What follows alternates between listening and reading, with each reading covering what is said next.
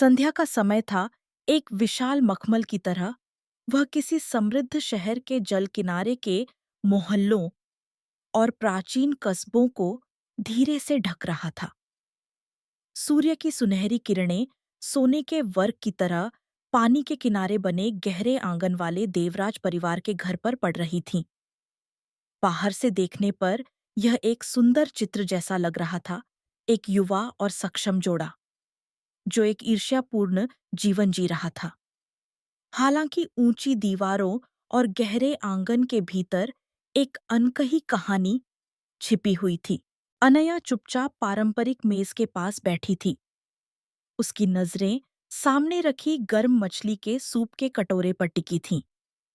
उसने विक्रम की सबसे पसंदीदा कई डिशेस बहुत सावधानी से बनाई थीं।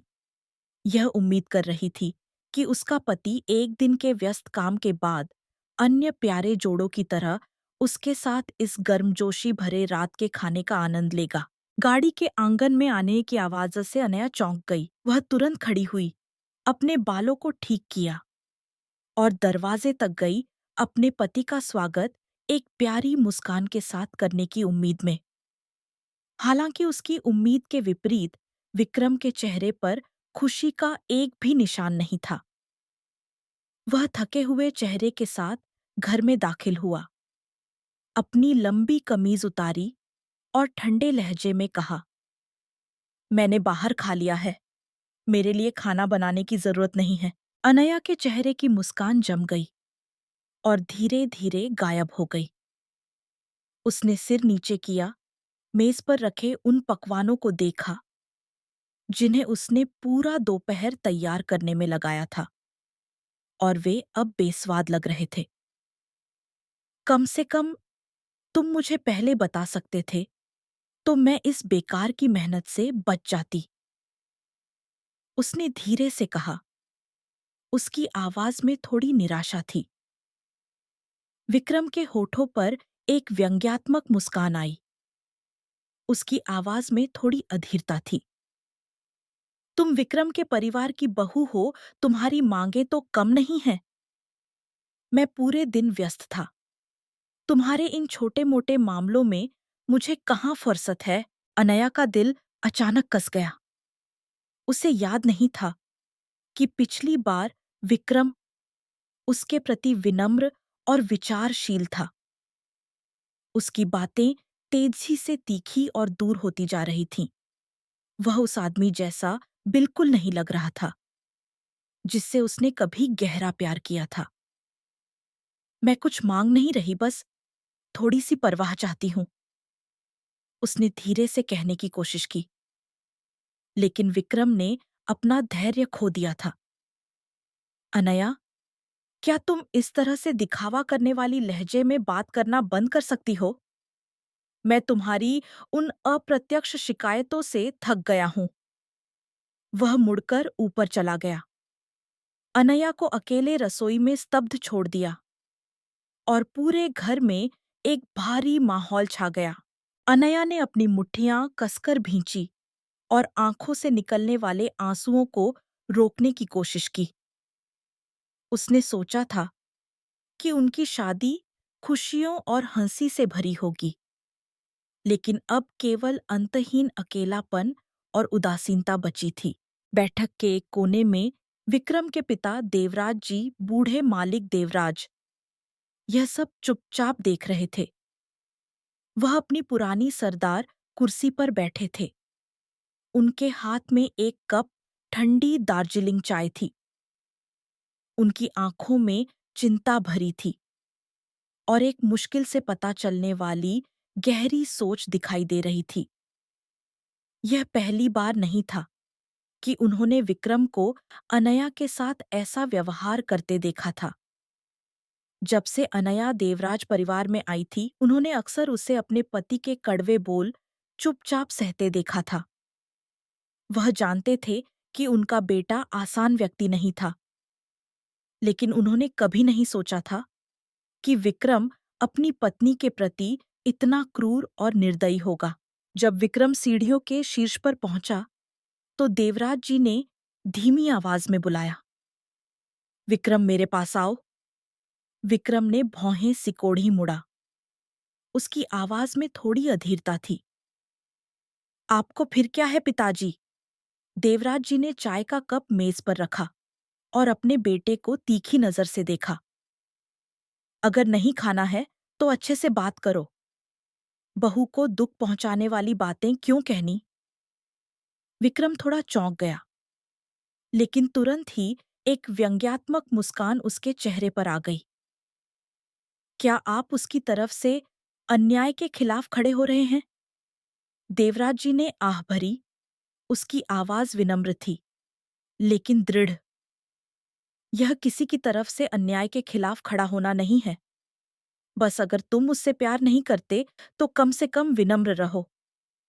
इस घर को ऐसी जगह मत बनाओ जहां सांस लेना भी मुश्किल हो जाए। विक्रम कुछ सेकंड के लिए चुप रहा। फिर उसने कंधे उचकाए। आप कुछ भी कहें पिताजी, यह मेरा अपना मामला है, आप चिंता न करें। वह मुड़कर ऊपर चला गया, कमरे में सन्नाटा छोड़कर। अनया मेज पर बैठी थी, चम्मच से मछली के सूप को हिला रही थी, लेकिन उसे कोई भूख नहीं थी। उसने मेज पर रखे उन पकवानों को देखा जिन्हें छुआ तक नहीं गया था, और एक कड़वी मुस्कान उसके चेहरे पर आई। पूरी मेज सजी थी, लेकिन कोई नहीं था जो उसके साथ भोजन का आनंद ले। आंगन गहरा था, लेकिन खाली था, और वहां उदासी छाई हुई थी। उसने इस शादी को बनाए रखने के लिए अपनी पूरी कोशिश की थी, लेकिन ऐसा लग रहा था कि केवल वही अकेली कोशिश कर रही थी। पीछे से हल्की आहट सुनाई दी। अनया मुड़ी। उसने देखा कि देवराज जी धीरे-धीरे उसकी ओर आ रहे थे। उनके हाथ में एक कप गर्म पानी था। अनया, क्या तुम ठीक हो? उनकी आवाज बहुत गर्मजोशी भरी थी, जो विक्रम की उदासीनता से बिल्कुल विपरीत थी। अनया ने मुश्किल से एक मुस्कान दी और सिर हिलाया। मैं ठीक हूं पिताजी, आप चिंता न करें। लेकिन वह जानती थी कि यह केवल एक अच्छी नीयत का झूठ था। देवराज जी कुछ देर चुप रहे, फिर धीरे से पानी का कप उसके सामने बढ़ा दिया। कुछ बातें मैं आसानी से नहीं कह सकता, लेकिन तुम भी अकेले ही सब कुछ मत सहो। अनया ने उसे देखा। उसकी आंखों में कृतज्ञता और सहानुभूति थी।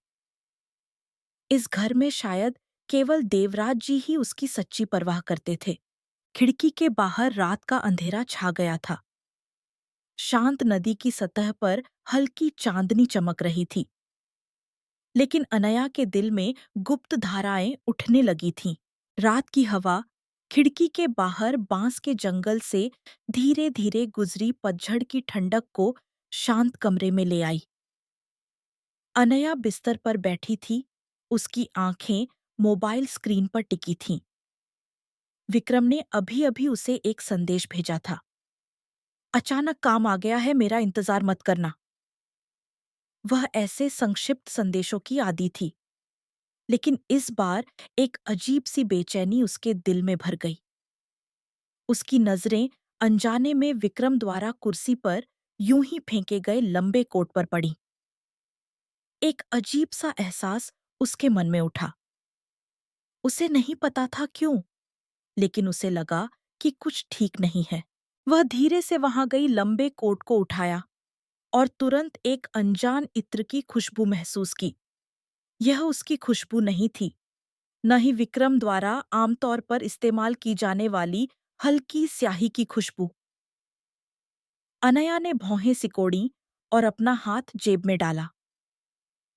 उसकी उंगलियों को एक बिल छू गया, जो शहर के एक नए खुले नाटकशाला थिएटर का था, जिस पर समय स्पष्ट रूप से आज रात का लिखा था। उसका दिल तेजी से धड़क रहा था। अचानक काम नाटकशाला क्यों? अनया ने अपने होंठ काटे और दिमाग में उठ रहे विभिन्न विचारों को दबाने की कोशिश की। वह ऐसा दिखा सकती थी जैसे उसने कुछ नहीं देखा। वह पहले की तरह चुप्पी साध सकती थी, लेकिन इस बार एक असहनीय बेचैनी ने उसे रोक दिया। अनया ने अपने घुटनों पर रखे हाथों को कसकर भींच लिया। उसे इस शक की भावना से नफरत थी। वह ऐसी महिला नहीं बनना चाहती थी जिसे अपने पति का पीछा करना पड़े, उसकी चीजें छाननी पड़े और उसके हर शब्द पर सवाल उठाना पड़े। लेकिन सच्चाई धीरे धीरे सामने आ रही थी। वह कुछ भी नहीं कर सकती थी। वह खुद को धोखा देती रह सकती थी। लेकिन वह इस भावना को कब तक सहन कर सकती थी? उसकी आंखों में उदासीनता भरी थी। तुम्हें पछतावा होगा। कमरे का दरवाजा जोर से बंद हो गया। अनया वहां खड़ी थी, कांप रही थी। लेकिन उस पल वह जानती थी कि उसने धोखे से दूर होने की दिशा में एक बड़ा कदम उठाया था।